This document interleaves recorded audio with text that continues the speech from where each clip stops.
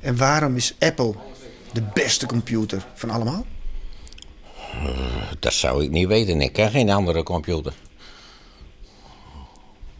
Is er nog iets anders dan?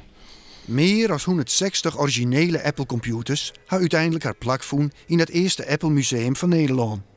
Bij elkaar bracht trokken 15 Apple-fanaten uit Greenslaan en Friesland op initiatief van Klaas Rietsema en Tjeerd van der Vaart. Op een gegeven moment weer een verzameling van hier in het noorden van Nederland. En de beste man die wie wat krap behoezen.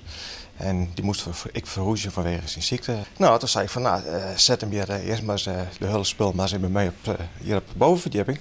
Dan bloedt het in ieder geval bijna. De totale collectie Apple-computers in Oertrup met de wezen. Spietig genoeg ontbreekt de allereerste Apple nummer 1, het 1976.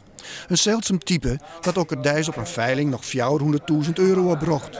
Het Frieske museum had wel de Apple II, die 3 jaar later op de merk kwam. Dit is eigenlijk de eerste machine die Apple gemaakt heeft die commercieel een succes werd. Waardoor Apple geld binnenkreeg om verder te kunnen gaan. Het succes van deze machine was niet alleen dat hij gewoon voor hobby gebruikt werd, maar dat hij ook zijn intrede deed in het bedrijfsleven. Het eerste Apple museum in Nederland, had het grote concern al contact met hem zocht? Nee, nog heel al niet. We hebben wel contact met hun proberen te zieken. Maar de brieven die we gestuurd hadden, hebben we geen reacties op gekregen. Eens is Oerterp helemaal geen logische locatie voor het eerste Apple museum van ons land.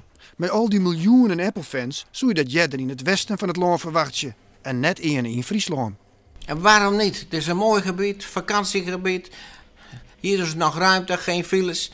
Zijn ze ook eens een keer uit, happen verse lucht. Wat wil je nog meer?